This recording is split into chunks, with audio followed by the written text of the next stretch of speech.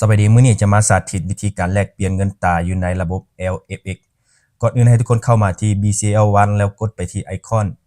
LFX แล้วเลือกเอาสกุลเงินกีบกับเงินสกุลต่างประเทศที่เราต้องการไปแลกเปลี่ยนแล้วกดเข้าสู่ระบบโอเคหลังจากที่ทุกคนเข้ามาในระบบแล้วให้กดไปที่ฝากถอนเพื่อทำการฝากเงินไปแลกเป็นเงินตราต่างประเทศตัวอย่างค่อยสิ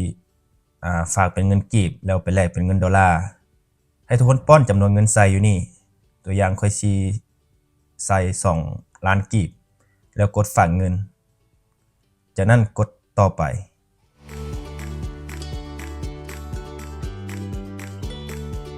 โอเคหลังจากที่ทุกคนฝากเงินเข้ามาแล้วให้ทุกคนกดไปที่ปุ่มแลกเปลี่ยนเพื่อทำการแลกเปลี่ยนเงินตราตัวอย่างมื้อนี้ราคาตามสุด 23,573 ก็จะซื้อราคานี้ถ้าว่าราคาที่ตามกว่า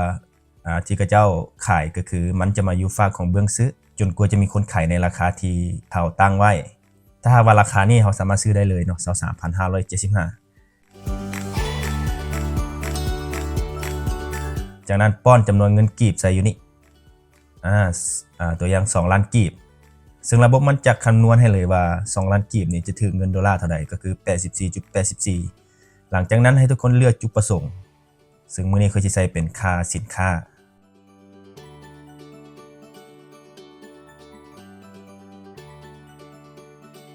หลังจากที่ใส่แล้วก็กดยืนยันซื้อ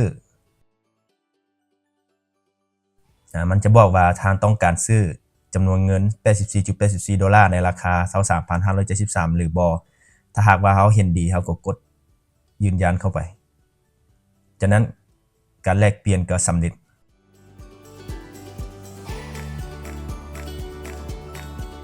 โอเคหลังจากที่เขาแลกเปลี่ยนเงินตราได้เป็นที่เรียบร้อยแล้วให้ทุกคนกดไปที่ปุ่มฝากถอนเพื่อทำการถอนเงินที่เขาแลกได้นั้นออกไปหาบัญชีหลักของเขาซึ่งเขาต้องได้ถอนเป็นเงินดอลลาร์เนาะเพราะว่าเขาได้แลกเงินดอลลาร์ไว้แล้ว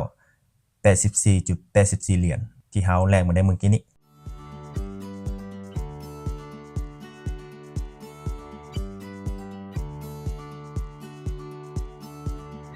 จากนั้นกด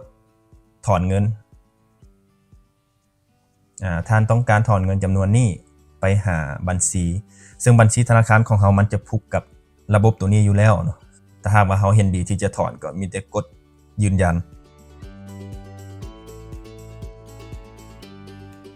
จากนั้นการถอนเงินสำเร็จกดตกลง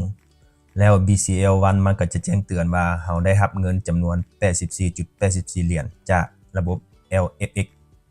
โอเควิธีการแลกเปลี่ยนเงินตราอยู่ในระบบ LFX ก็จะประมาณนี้เนาะขอบใจทุกคนที่เข้ามารับชมและแสดงความคิดเห็น